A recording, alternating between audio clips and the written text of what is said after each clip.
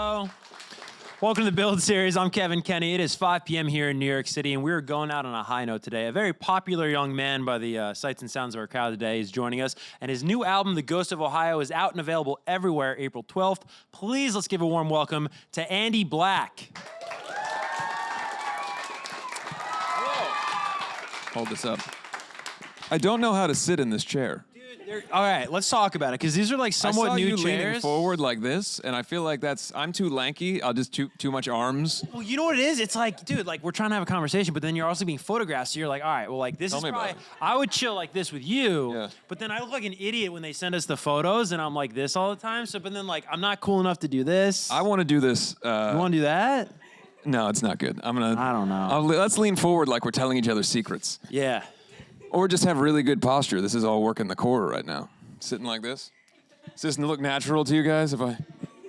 I can feel it. Can you feel it? It's all right. It's all right. Hello. Hey, tell us a secret. You were just saying, like, let's tell us a secret. A secret? Yeah, tell us a secret. The song that you just showed, the video, is called Westwood Road. Dude, okay, can we talk about this? Because I was like, I don't know that song. Like, I was why would we play that song? It's a secret. Yeah, okay. I wanted to talk about Westwood Road, and I want to talk about this album. Well, what the hell is that song then? We Don't Have to Dance is the single from my previous record. We can also play that music video if you want. I think we owe it to Andy to play the song that I introduced. It's all right. It's all right. I got to stop naming songs with W's exclusively. Exactly. You're confusing the control room. I'm screwing everyone up. What, do you want pillows? It's like a whole thing. Andy, you want a pillow? You know what these are? For me to sit on or you put them behind. Try it. We'll see if it works. To create more space. Like a faux chair back. I've ruined the whole show. Andy might have the core strength. I came out and immediately destroyed the whole set, adding pillows. Dude, me calling the song the wrong name ruined the show. Trust me. No, it's all right. The robot told you to say the wrong thing, so it's all right. Exactly. I am merely a puppet. Thank you so much for stopping by. I do want to dive into the correct titles of these songs, and then also the correct title of this record. You are a very popular man. I mean, it's funny to me because so much of your story, I was reading about you and I was watching some interviews. You did a great sit down with Mike Shea. I guess that was like a number of years ago. It was really cool. Yeah. It's funny, like you kind of struggled, it sounds like, connecting with others as a kid. And now you have like hundreds of thousands of people wanting to connect with you across social media. Is that still a mental trip? I think it's a unique thing, right? Because when you are a young kid who doesn't have a lot of social skills and doesn't connect with other people easily, to then find any form of fame kind of predicated on that idea, it doesn't make it so you suddenly know how to talk to other people better.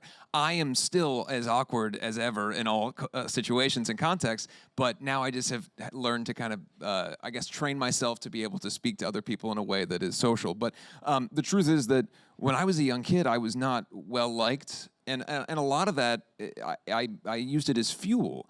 I wanted to be angry and vengeful and to show people that I was going to do stuff. So I think I probably perpetuated it to a certain extent. People made fun of me, and I go, well, I'm going to show you. And then my whole life became about revenge, which is a wonderful thing to live for. But most of my career in the early days was I was made fun of. I was treated badly. I want to show people that are like me that you can get away from that and that you can do something of substance and you can create a better future for yourself. But all of that was fueled by the idea that one day I was going to rise up and show everybody. And what I learned as I got older and my career grew was that it's a ridiculous idea. There isn't a day where suddenly I'm going to walk into a room and everyone's going to go, oh, I'm so sorry we were mean to him. People live their life and they move on, and most people are happy for you. I go back to my hometown now, and a lot of this record is about that. I go back home and people say nice things to me, and they appreciate that I've had any success. They're not thinking about the high school drama or when they called me Chunk because I look like Chunk from the Goonies when I was in middle school. That's not the stuff that they're thinking about. So it wasn't necessarily that I was doing it for the wrong reasons, but I think as I've gotten older, I've taken it more upon myself to connect with people on their level of emotion and try to be an advocate for people for the things they're going through as opposed to my own angst or revenge or something like that. Right. I mean, it's great fuel at the start, though, right? Like wanting to prove people wrong, but as you just said right there, at a certain point, it becomes more about you. And it was always about you, right? This whole journey you're on as a person, but I do think it's great fuel at the start, right? Just proving some bullies wrong. Yeah, I think you've got to know when to like move on from that though. Because it'll only take you so far, right? Yeah, there's a story, and I told it before. We were in England, and it was our first like big headline tour that I had done in the band, and I was on stage, and when I would go on stage in those days, I was always looking for a fight with somebody. I would prowl around and try to find somebody who was flipping me off or something, and I'd stop the whole show to make a big announcement about, I hate you, guy, or whatever, and I was doing that, and I just wasn't finding it. People were happy that we were on stage, and my tour manager, who's been with me since I was 19, he was laughing on the side of the stage. And I walked over and I was like, what are you laughing at? And he's like, dude, everybody likes you here. Like, you don't have to be so angry about everything. And it was honestly a big wake up for me, because if you're lucky enough to get what you want and to have people care about your art and the things you create, then you should be kind to them and appreciative of their support and not looking for the negative. For so many years, I wasted so much time obsessing over the idea that I was going to turn people's minds around and that the negative things that they thought about me were unjust. And I would say things I would say one thing in an argument, and then forever they would understand that I was the shit and they didn't understand anything. As I got older and realized that that wasn't as necessary, it became more about making a direct connection with the people who do support me. So if you see me tweet or Instagram or whatever, I don't use social media as often as some people. I kind of sign on and post, and then I kind of go about my day or whatever. I probably should do it more, but I try to get on now and respond to positive things exclusively, and I never really engage in any of the negativity. Right. I wanted to get back to your on-stage persona. You sort of touched on it there. We're looking for a fight on stage. It's an interesting journey that you've been on with it, because I've heard you say that early on you almost felt like you had to compensate for maybe some insecurities and being like, super over the top and super eccentric maybe on stage. What person with neck tattoos is compensating for insecurity? Yeah. But now it seems like it's more in line with you're kind of just yourself. Not to say you were ever playing somebody else, but it sounds like you don't have that need anymore. When I was 16, I remember thinking that the only way I would ever find success was if I created a version of myself who wasn't afraid of all the things that I was afraid of. I have my whole life been a ball of anxiety. I've been diagnosed with everything under the sun and told that I had everything wrong with me or whatever else. And I remember thinking, I have to find a way to create this alternate version of myself that doesn't have these fears and anxieties, and this person who goes up on stage and can present a strong front and that's someone that people could look up to. And that was, I don't want to say it was a pose, but it was something that I was creating. Well, you could escape into it, right? As I've grown in my career, I feel like at this point, I'm more accepting of those internal struggles that I have. I like to be able to show them. I think my writing reflects that a little bit more. The songs I've done more recently have been more about my personal journey, as opposed to me saying, I'm going to stand up and fight everything. I wanted to give people an opportunity to see me as a person and show my own problems that I have and to be able to speak to them more directly, because those are the things that are in my mind more so now. I think that maybe what I feel fortunate about is that by building myself up at that age, I kind of helped create the adult that I am today, and it gave me an opportunity to learn who I was going to be while not being so afraid of the world. You're a fascinating guy, because you talk a lot about this anxiety sort of ruling your life as a young person. You talk about people not being very kind to you, but yet you had this sort of confidence where I've heard you say in past interviews that you never put rock stars on a pedestal. You always had the confidence to pursue this thing, and you always kind of knew you could do it. So where does that come from, right? Because I think some people would have that anxiety, would have that hardship, and maybe just back down and cower and accept this reality of, like, I'm an outsider, I'm a loser. You never had that. Is that something that comes from your family? Is that something that you learned through music? Because that's fascinating to me. Yeah, I mean, I think I am exceptionally lucky in the sense that I've had the most supportive parents. I've always, from the time that I was very young, I was told that I could do anything I wanted to do. I just had to work for it.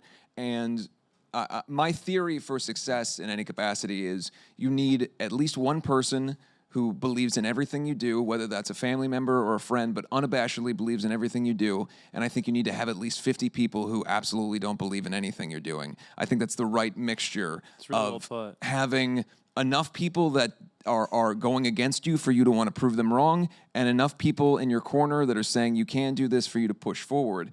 For me, it came from the time I was a child, where I wanted to dress up as Sweeney Todd and perform the songs in the living room, and rather than acting like they were tired of it, my parents would sit through another performance, or allowing me to create costumes or draw on things or make my own toys, or all these things that I was fascinated with as a kid, to encourage those things, but to instill the idea that I had to apply myself if I was going to do it. It wasn't enough for me to just sing in my bedroom.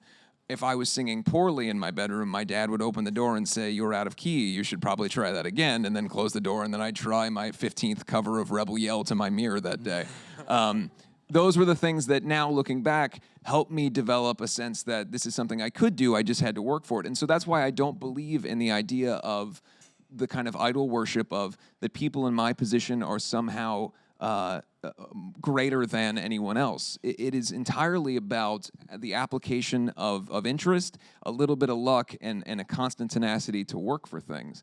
I have been given so many privileges just by virtue of the fact that I had that supportive family and everything else that I've been allowed in my life. But I'm working constantly to try to sustain those things, and I feel like that's the lesson that needs to be learned by anyone who's coming up, is that I am not particularly, I'm not the most talented singer in the world. I'm not the greatest writer in the world.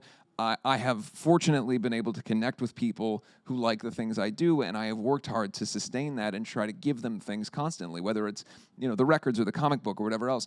It's about doing the work more than anything else. Right.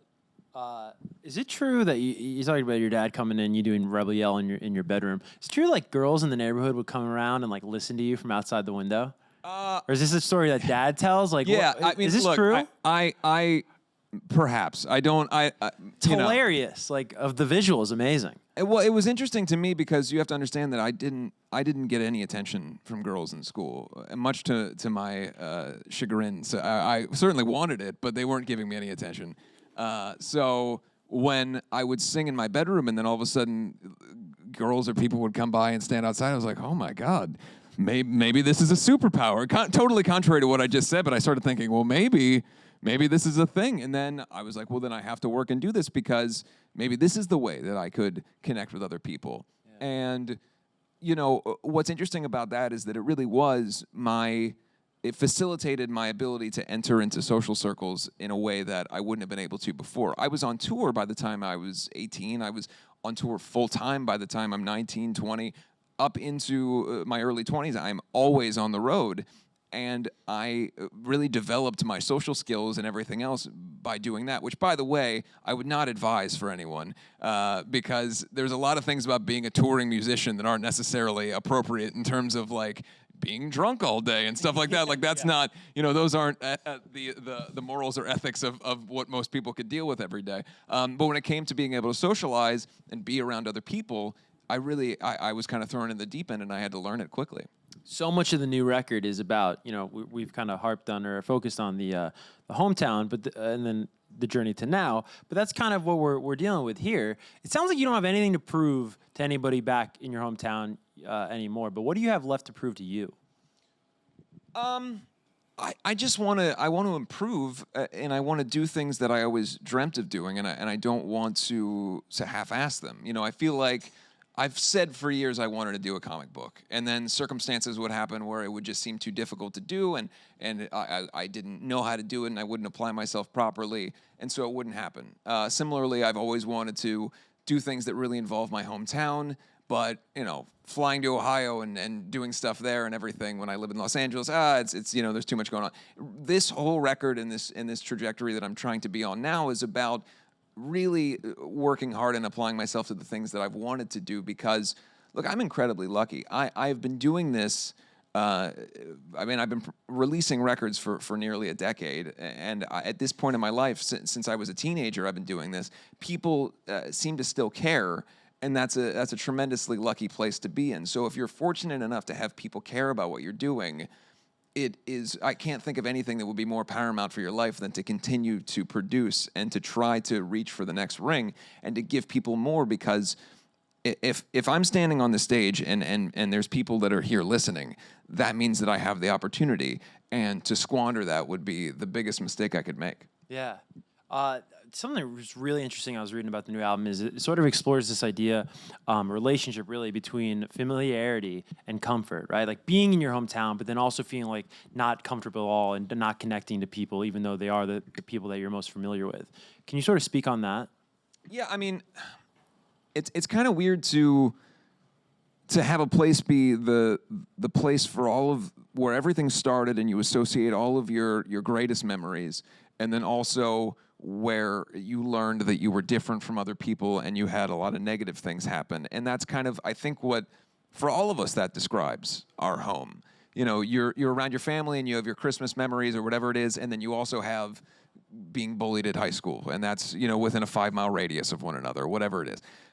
Those things create a very interesting cocktail of stories and experiences, and I wanted to be able to talk about both of them, both the feeling of adoration I have for where I'm from, whether it's going to football games with my dad, or the feelings of isolation that I have, which is walking into high school and knowing that I was going to have to deal with crap that day for looking different or being different.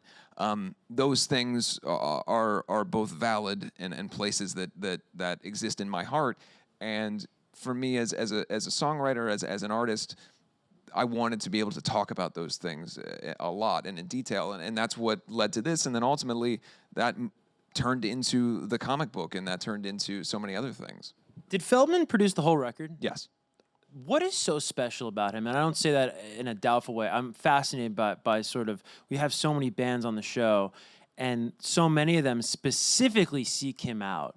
Yeah. So take us inside the studio. I mean, I think he's doing the new Blink record right now. Yeah. Like, take me inside the studio working with John Feldman. I started working with Feldy. I think I just turned 20 or 21, and it was kind of a transitionary period.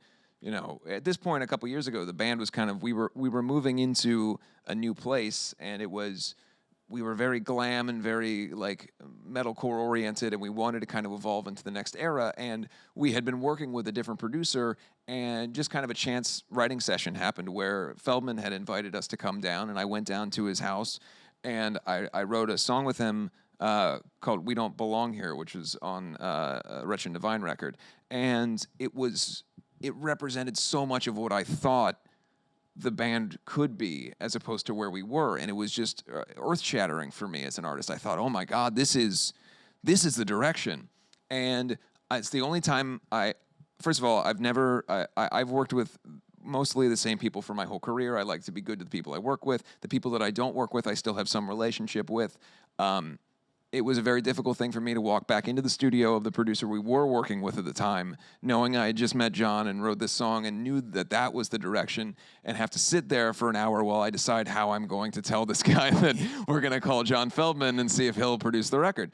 Because the concept record was born that day for me. I thought we did a concept record for that album cycle, and the whole structure for me was built within like that hour. And I had to go back into the studio and my drummer's tracking drums, and I'm looking around and I'm going like, I have all these ideas now and this has to change. So I would say that experience was the entryway into working with Feldman. Was this guy is so incredibly special that I'm willing to cut off midway through this record that we're working on and go start over again and work with him and build this record. And ultimately that proved to be the most successful record that we had as a band thus far. And similarly, when it came to do my solo stuff, it was just a natural thing. John is one of my closest friends. My wife Juliet and I have dinner with him and his wife Amy all the time. We're very close friends in that way. But apart from all of that, he is the most prolific artist I know. But he's the most attuned to what the artist wants of any producer I've ever been around. He understands intrinsically what makes the artist great and tries to bring that portion forward. And I'm not trying to take away from other producers. We've worked with Bob Rock. We've worked with fantastic people. But John is he's a cut above anyone I've ever known as an artist, and he's truly a wonderful person. So I honestly, you'd say what's so special about him. Right. It sounds like I'm saying everything. But that's really the truth for me. I mean, it's just he is. I love him dearly, and I'm very fortunate to. Again, it's a fortunate thing that my career has fallen into a place where I get to work with somebody like that. Yeah. He's just becoming this like super producer. It's like kind of like As he should. I mean, I don't. right. It's he's the amazing to best. see. Yeah. And then I know a lot of things changed, but I heard like maybe 8-10 months ago you do an interview. Is Skiba on the record? I wrote with Matt on a few songs. I'm not sure in terms of what we're gonna do with them. Right. But there's some songs, and then he was on the previous record. He sang the second verse and chorus on a song called "Stay Alive." So we've written some stuff. I don't know where it'll go, but those songs exist. So at some point they'll be heard. And then Hoppus, is he on the record? Yes, he worked on one or two of the songs on the album, and then we've got Ashton from 5 Seconds of Summer played drums on a couple of songs. And Oh, rad. What songs? the one that people will hear next, that's going to come out after Ghost of Ohio, is a song called "The Promise" that he played drums on and actually wrote with me on as well. That's cool. So, I mean, I have to imagine, right? Like, Feldman must have been working on this and then the Blink record at the same time. Did you? Yeah, I mean, this record, we kind of bounce back and forth between touring cycles, but Blink is there all the time. You know, they've been working on stuff constantly. Have you heard any of the new Blink stuff? I even if I did, I couldn't tell you that Can't I had. tell me? So It's one yeah, secret yeah. All right. I tried. Yeah. Let's go to Twitter. @Crimson Ember wants to know if you could do a cover of any Bowie song, which would it be? This question has come up in my home recently. My wife and I were talking about this, and I don't want to say because I think I'm going to do it. Is the thing. So I don't want to give it away. But I think screw it. I will. Modern Love is one of my favorite songs, and it's a different era of Bowie than people might think I would associate with immediately. But I think I would love to do a version of that and pay homage to that. Would you do it true to the form, or would you make it your own? I've done a handful of covers. I did 21 Guns by Green Day. We did an Adele song. My wife and I did a duet, the Adele song, when we were young. And then I did My Way, the Sid Vicious version, and all of it we've tried to stay as true to the original as possible, but kind of do a spin that sounds sonically like the Andy Black records. So, somewhere in the middle. I feel like if you're going to do a cover, you have to do something new, otherwise it doesn't warrant the cover. But by the same token, it shouldn't just be a different singer doing karaoke over the original track, you know what I mean? So it's kind of a delicate balance. That was my issue with the Weezer Africa thing. No offense, Weezer. I love Weezer. I'm a huge Weezer fan. It's but just- it was it's just too like similar. it's just Rivers doing karaoke. I haven't heard it. Do you not listen to radio? It's like everywhere. You haven't heard Africa Weezer? I just Oh my listen God, I to wish my songs exclusively over and over again. It's like And I inescapable. just- That's I amazing. You have I not sit heard in a it. fetal position and just rock back and forth and listen to all Andy Black material at all times. Let's get back to Twitter really quick. @BeerSack Blues, Ghost of Ohio has a lyric that says, "My hometown never felt much like home, yet you've always been so proud of your Ohio roots. Did the appreciation come from..." It's probably easier just to read it off here. Jesus. Did the appreciation come from experiencing life away from all that you were used to?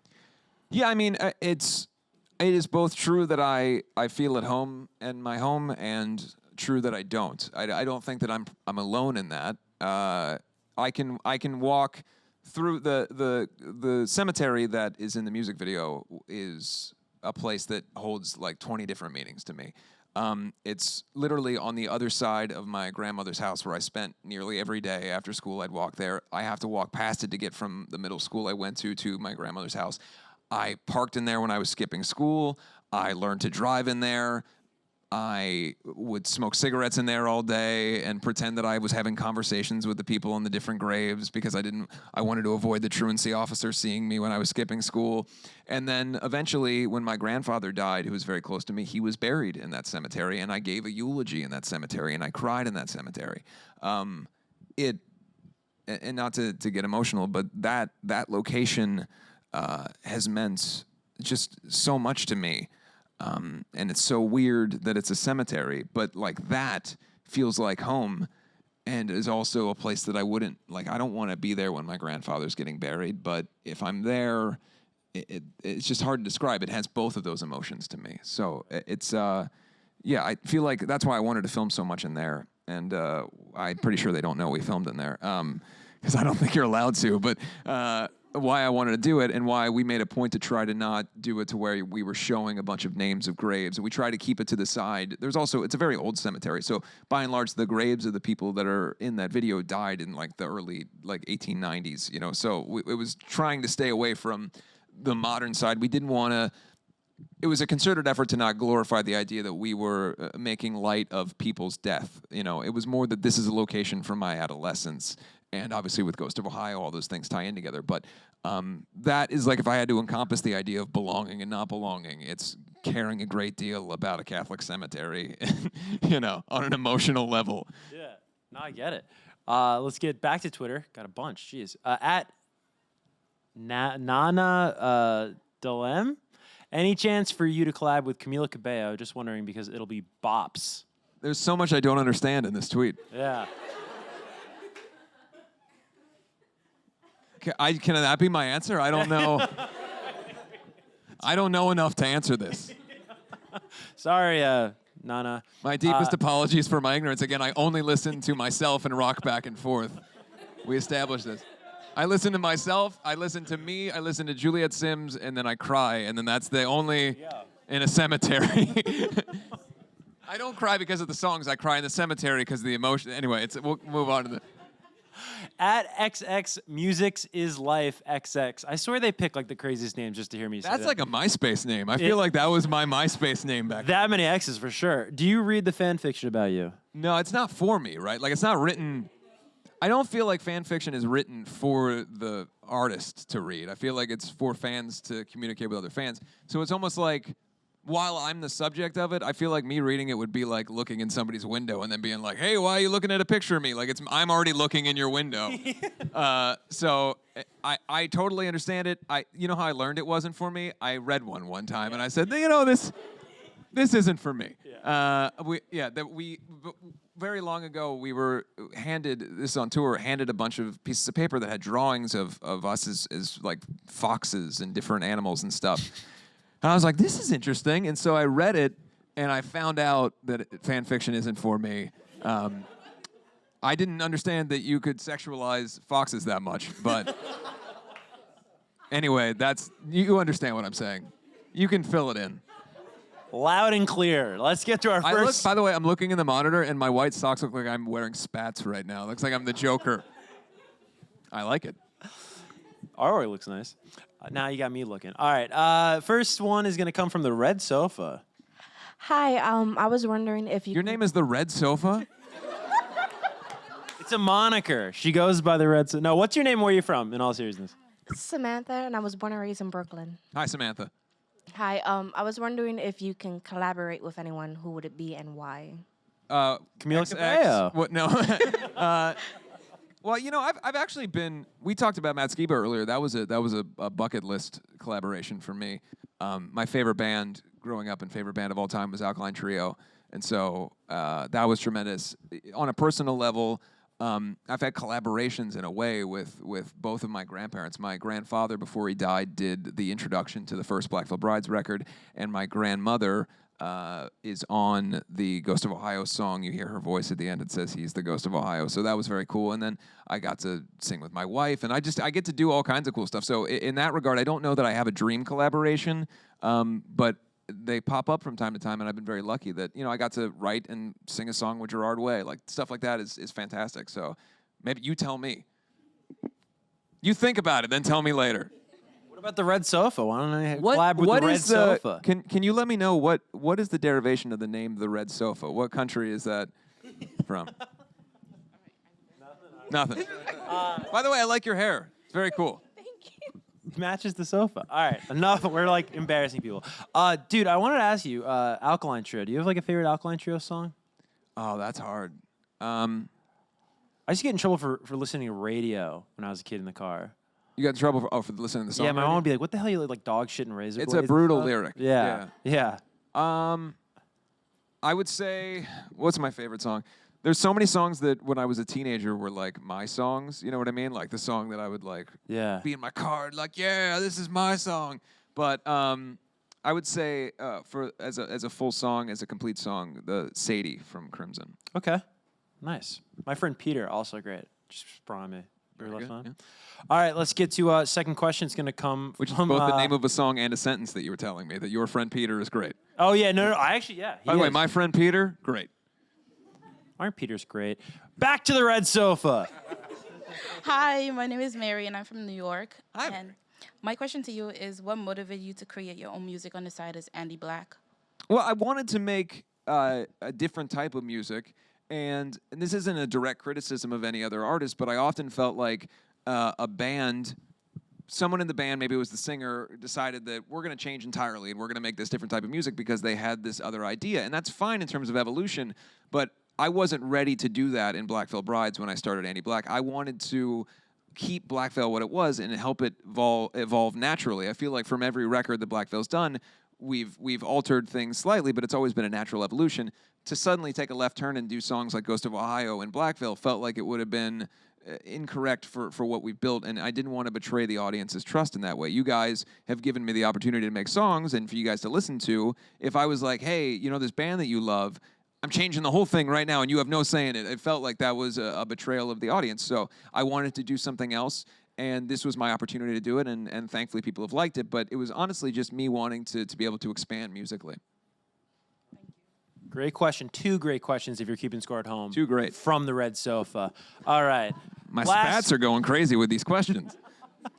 Last and final question is going to come from somewhere. I don't know where row 3 is. Where is? Oh, there it is. Okay. There's always so much pressure on the last question. By the way. What's your name? Where are you from? My name's Sabrina. I'm from Staten Island. Hello. Or the green couch. Or the green couch. Dude, everyone's Hey, hair we're matches the on couch. This is Andy, fantastic. either one. But yeah, my question is, what's your advice for people trying to make it in the music industry? I've given this advice before, and I want people to listen to it, but I don't know if it's the greatest of advice. Hopefully, you can appreciate it.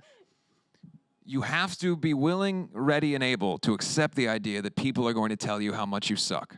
That is the best advice I can give you. Because when you start, regardless of whether you're fantastic or not, people are going to tell you that you're not good. Whether it's jealousy, whether it's people that want to do the same thing, whether you actually suck when you start. That happens too. But you have to be able to accept that and say, no, I have an idea. I know something they don't know. I believe in something that they don't get yet, and I'm going to show them that this is the thing. And even if they never get it, I'm going to succeed at this, and it doesn't matter whether people say I suck or not. One of the biggest mistakes people make is earlier in their career, they start to listen to both praise and criticism. You can hear praise, and you can let it define you. Oh, that guy writes songs about this thing. You might go, oh yeah, I guess I do write songs about those things, and that can change you as an artist.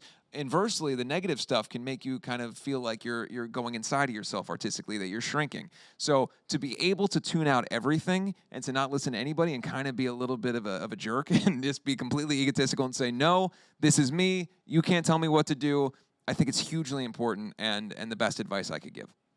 And look for fights at your shows. Don't do that. Don't do that. Don't flip people off for like hours on end. There were times when we were playing Warped Tour, we'd play like 1.5 songs, and I would just yell the rest of the time. Like, it's not good. I love I think it was the Mike Shea piece. You were like, people want you to yell more. You're like, no, I learned how to ride a bridge. Yeah, oh, the screaming, yeah. Did I make this up?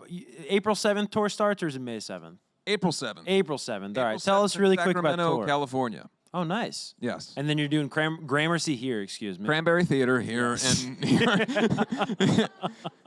and Gramercy here. So we're going all over North America, a little bit of Canada, mostly U.S., and then up next I'll be doing more stuff in the summer that I can't talk about yet, and then different countries that I can't talk about yet. But this tour is going to go everywhere, and then we're going to be on the road for a while. Are you on any of these huge like Warped things, or is this some of the stuff you I'm can't talk about? on 2 of the Warped Tour shows. Are you doing the Cleveland one? I'm not doing the Cleveland one. Oh, okay. Even though I am the Ghost of I was gonna Ohio. say, what the hell? I know. Hey, Kevin Lyman. No, I'm doing Atlantic City, and I'm doing the San Francisco Nice. show. So I'm going to be in Atlantic City. That's going to be a heck of a weekend. Where can we pick up tickets, by the way? Like all your day, socials? because I love Springsteen so much, I will be telling people to meet me tonight in Atlantic City, just over, and then I'll play a harmonica really loud in their Dude, face. that's a cover. We're talking covers before. I'm going to cover it all day, like walking through catering, just covering, just harmonica. I don't know how to play the harmonica, so it's going to be awful. Right. Now that's a full bop. All right, Andy Black, That is a everybody. full bop.